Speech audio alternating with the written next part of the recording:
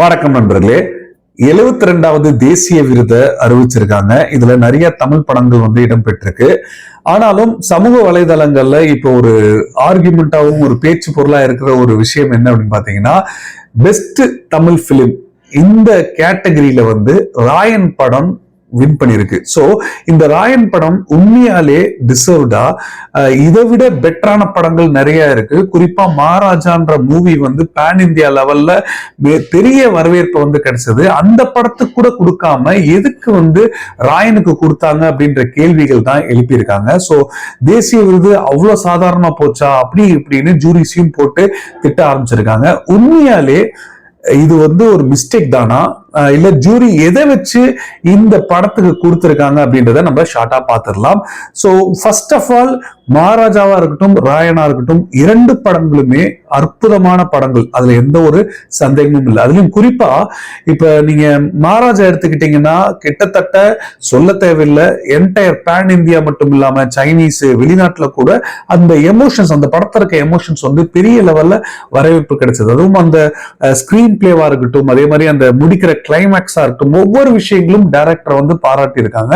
So அந்த படம் கண்டிப்பா ஒரு பெரிய ஒரு வரவேற்பு கிடைச்ச படம் தான், பாப்புலரான படம் தான், அந்த நல்ல படம் தான், அதுல எந்த சந்தேகமும் இல்லை. ஆனா அதனால ராயனுக்கு கொடுத்தது தப்பு அப்படின்னு சொல்லலாமா அப்படின்னு பாத்தீங்கன்னா கண்டிப்பா சொல்லக்கூடாது.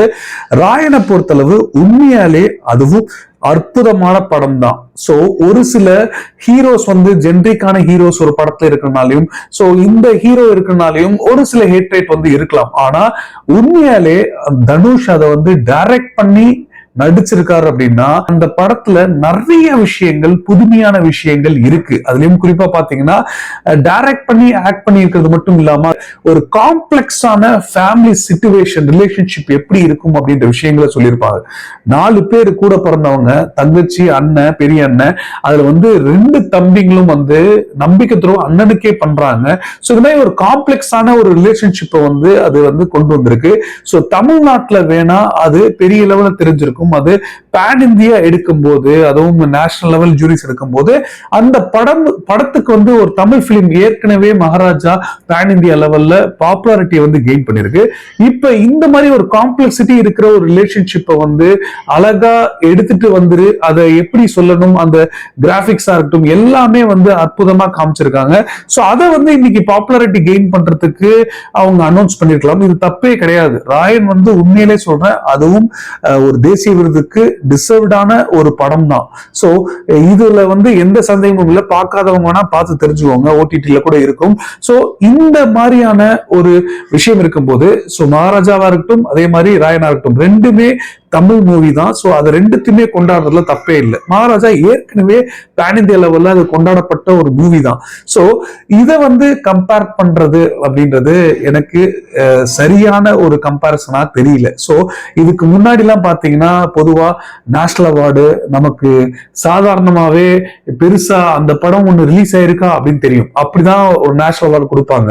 சோ அதுல இருக்க நுணுக்கங்கள், ஒவ்வொரு சின்ன சின்ன விஷயங்கள் கண்டிப்பா சேகரிச்சிருப்பாங்க. நானே அந்த படத்தை திருப்பியும் ஒரு தடவை பார்த்தேனா என்ன. சோ அதுல என்னென்ன விஷயங்கள் நுணுக்கமா கவனிக்க முடியாத விஷயங்கள் என்னால கவனிக்க முடிஞ்சது. சோ அப்ப ஜூரிஸும் அதை கவனிச்சிருப்பாங்க.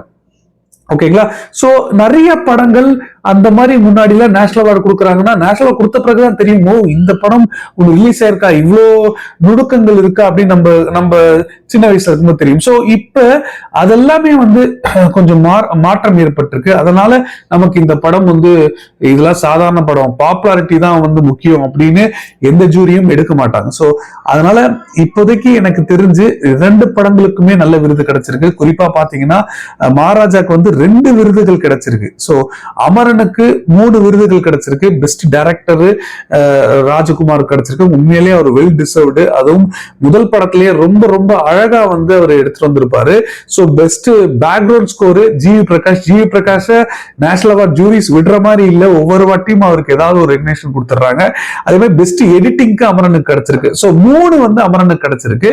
சோ ராயனுக்கு ஒன்னே ஒண்ணுதான், அது best Tamil film director by Dhanush. So இது மட்டும் இல்லாம தனுஷுக்கு வந்து இன்னும் ரெகக்னிஷன் வந்து கிடைச்சிருக்கு. கேப்டன் மில்லர் படம் வந்து கிடைச்சிருக்கு. சோ கேப்டன் மில்லருக்கு எல்லாம் கொடுத்திருக்காங்க, தனுஷுக்கு இம்பார்ட்டன்ஸ் கொடுக்குறாங்க இந்த நேஷனல் அவார்ட் ஜூரி அப்படின்ற ஒரு கிரிட்டிசிசம் இருக்கதான் செய்யுது.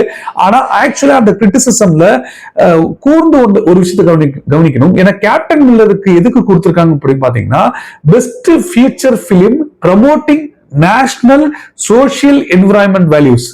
சோ தேசிய உணர்வு இருக்கிற மாதிரியான விஷயங்கள் இருக்கனாலதான் அந்த படத்துக்கு கொடுத்திருக்காங்க. அதுவும் டைரக்டர் அருண் வந்து ரெகனைஸ் பண்ணிருக்காங்க. அதுல ஸ்பெஷல் மென்ஷன் வந்து ஆக்டிங்காக தனுஷ் அவர்களை மென்ஷன் பண்ணிருக்காங்க. சோ கேப்டன் மில்லர் டபுள் தமாகா தான் தனுஷுக்கு.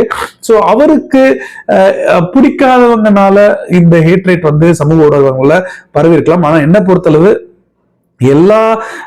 எல்லா மூவிஸுமே டிசர்வ்டு மூவிஸா தான் எடுத்திருக்காங்க. ஸோ எல்லா படங்களையுமே இங்க தமிழ் படங்களா அதை கொண்டாடணும் அப்படின்றதுதான் என்னோட கருத்து. குறிப்பா மகாராஜாக்கு 2 அவார்டு கொடுத்திருக்காங்க. ஒன்னு சப்போர்ட்டிங் ரோல் கொடுத்திருக்காங்க, இன்னொன்னு வந்து பெஸ்ட் டைரக்ஷனுக்கு வந்து கொடுத்திருக்காங்க. ஸோ பெஸ்ட் ஆக்ஷன் டைரக்ஷனுக்கு வந்து கொடுத்திருக்காங்க. ஸோ இதுல வந்து எனக்கும் சர்ப்ரைசிங்கா இருந்தது, மெய்யனுக்கும் ஒரு அவார்டு வந்து கொடுத்திருக்காங்க. அதுலயும் குறிப்பா ஆடியோகிராஃபிக்காக சுரேன் அவர்களுக்கு வந்து கொடுத்திருக்காங்க. ஸோ இப்ப எல்லா படத்தையும் ரெகனைஸ் பண்ணிருக்காங்க. அதுல நம்ம ஏற்கனவே பார்த்த மாதிரி இந்த ஒரு சில பாயிண்ட்ஸ் கடைசியா இன்னொரு படம் முந்துறதுக்கான வாய்ப்புகள் இருக்கும். சோ எனக்கு தெரிஞ்சு ராயனும் வந்து சாதாரண படமா எடுத்துக்கூடாது. இன்னைக்கு வேணா நமக்கு ஆல்ரெடி பார்த்துட்டனால அது ஒரு பெரிய படமா இருக்கலாம். இப்ப இந்த நேஷனல் அவார்டு கிடைச்ச பிறகு கண்டிப்பா எல்லா பேன் இந்தியா லெவல்ல இல்ல இன்னும் வெளிநாட்டுல இருக்கிற இந்தியர்கள் மத்தியில வந்து ஏன் ராயன் கொடுத்தாங்கன்னு இந்த படம் பாப்புலர் ஆகிறதுக்கு அகைன் இது பாப்புலர் ஆகிறதுக்கான வாய்ப்புகள் இது அதிகமா தான் கொடுக்கும் அப்படின்றதுதான் என்னோட கருத்து. சோ கன்க்ளூஷனை பொறுத்தளவு உங்களுக்கு வந்து ராயனை பிடிச்சிருக்கலாம், ஆனா அதை இக்னோர் பண்ண முடியாது. சோ 2 படங்களுமே டிசர்வ்டு நேஷனல் அவார்டுக்கு. சோ பெஸ்ட் பிலிம் கேட்டகரியில ராயன் வந்திருக்கு அப்படின்னு நம்ம எடுத்துக்கலாம். சோ கண்டிப்பா உங்களுக்கு நிறைய கருத்துக்கள் இருக்கும். தாராளமா உங்க கருத்துக்கள் எதுவா இருந்தாலும் கீழே கமெண்ட்ல சொல்லுங்க, நானும் தெரிஞ்சுக்கிறேன். சோ கடைசி வரைக்கும் பார்த்தமைக்கு ரொம்ப ரொம்ப நன்றி. இன்னொரு வீடியோல சந்திப்போம். பாய்.